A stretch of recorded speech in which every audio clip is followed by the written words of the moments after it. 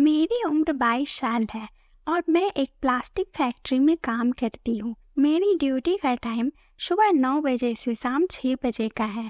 Company में लगभग सभी लोग अच्छे तरीके से बात करते हैं, लेकिन वहाँ का जो हेड मैनेजर है वो थोड़ा बड़ा रसिया सा है। जब कभी भी इंस्पेक्शन के लिए आएगा तो 4 बात सुना कर ही जाएगा और अपनी आंखों से ऐसे देखेगा जैसे अभी खा ही जाएगा। हमेशा मेरी टी शर्ट की ओर ही ताकता रहता है, पर मैं ये सब इसलिए सह लेती हूँ कि सीनियर है तो उसे क्या बोलूँ। आज शाम को 6 बजे जैसे छुट्टी हुई तो रोड पर काफी भीड़ थी। भीड़ तो जैसे धीरे धीरे ही चला जा रहा था। मुझे अचानक वॉशरूम लगी तो मैंने सोचा कि चलकर रूम पर करूँगी, लेकिन कंपनी से रूम मेरा काफी दूर था तो मैंने सोचा कि यही कहीं साइड में ही कर लेती हूँ। पर यह पॉसिबल नहीं था क्योंकि रास्ते में आना जाना लगा रहता है और लड़की रोड पर कैसे वॉशरूम कर सकती है। अगर कोई लड़का होता तो कर भी लेता।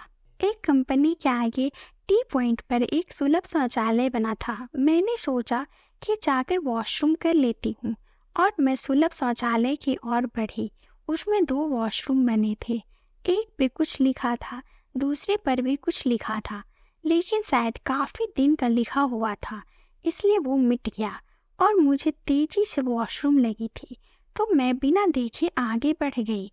अंदर घुसते ही मैंने देखा कि एक लड़का वॉशरूम कर रहा था।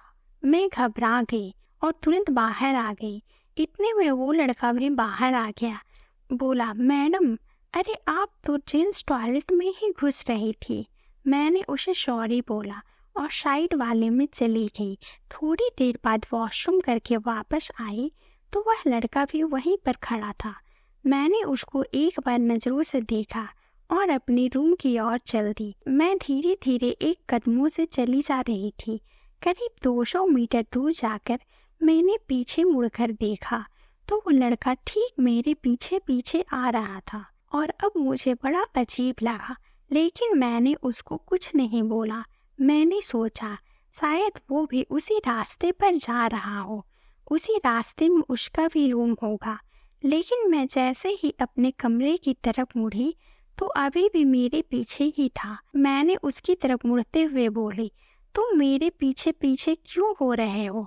वो बोला, मैडम, मैं अजनबी हूँ, इस शहर में मेरा कोई नहीं है। मैं आज ही गांव से आया हूँ। सोचता हूँ रात भर ठिकाना मिल जाए तो सुबह रूम ले लूँगा।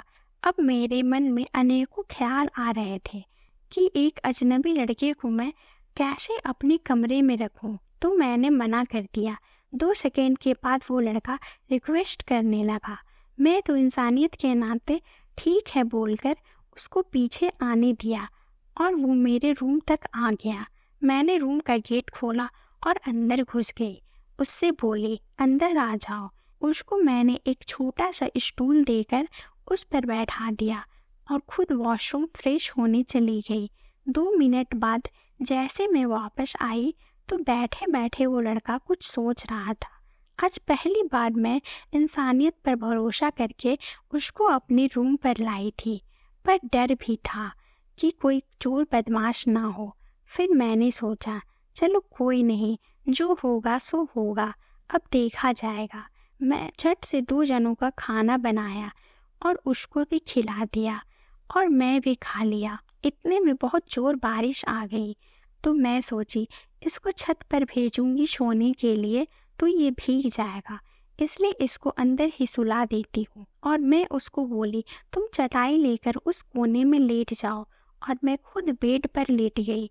लेकिन मुझे अब नींद नहीं आ रही थी क्योंकि एक अजनबी आदमी आज मेरे कमरे में था। मुझे बार बार उसी के बारे में ख्याल आ रहा था। वैसे तो मेरा एक बॉयफ्रेंड था जो मैंने गांव में बनाया था, लेकिन हम दोनों सिर्फ फोन पर ही बातें करते थे। वह कभी यहाँ नहीं आता था और मैं भी 2-4 महीने बाद ही गांव जाती थी। मेरे अंदर भी उत्तेजना थी, लेकिन मैं उसको क्या बोलती। अचानक मैं उससे पूछा, तुम्हारे माँ बाप कहाँ हैं? तुम्हारी शादी हुई कि नहीं?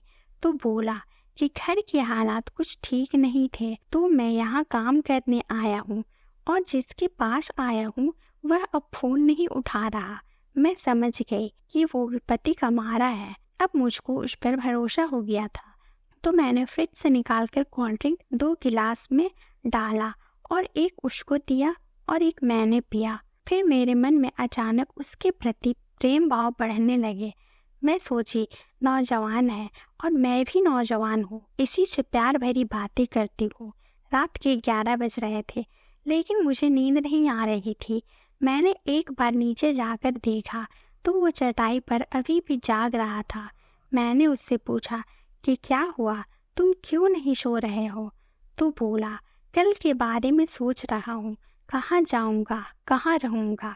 मैं बोली, कोई नहीं, कहीं एडजस्ट करवा दूंगी। अचानक मेरे मन में उसके लिए इतनी हमदर्दी आ गई कि मैंने मन ही मन उसको प्यार करने लगी। और वैसे भी मैं 2 महीने से शारीरिक सुख नहीं पाई थी, तो मैंने मन में ठाना क्यों नहीं इसी पर अपना प्यार बरसा दूं। फिर मैं उससे बोली, अगर नीचे नींद नहीं आ रही हो तो ऊपर आ जाओ, शायद नींद आ जाए। वो एक पल तो मना किया, लेकिन दोबारा बोली तो आ गया। लेकिन वो इतना शरीफ था कि मेरी तरफ देख भी नहीं रहा था और दूसरी तरफ मुंह करके लेट गया। मैं सोची, मुझे कुछ पहल करनी पड़ेगी। मैं उसको बोली, इधर मुंह करो। तो मेरी ओर मुंह करके लेट गया। मैंने बहाने से अपना हाथ उस पर रख दिया तो वो बोल पड़ा, जी मैडम बोलिए। मैं बोली, तुम्हारी कोई गर्लफ्रेंड है? तो उसने बोला, नहीं। मैं बोली, मुझे बनाओगे? तो अब कुछ पल सोचने के बाद उसने हाँ में सिर हिला दिया।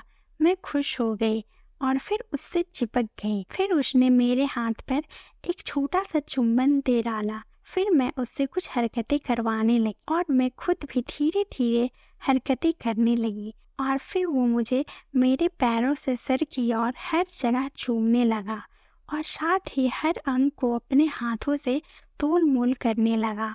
अब तो मेरे रूम में प्यार का करंट दौड़ने लगा था। इसी बीच कब उसने खुद को और मेरे वस्त्र निकाल फेंका, मुझे पता ही नहीं चला।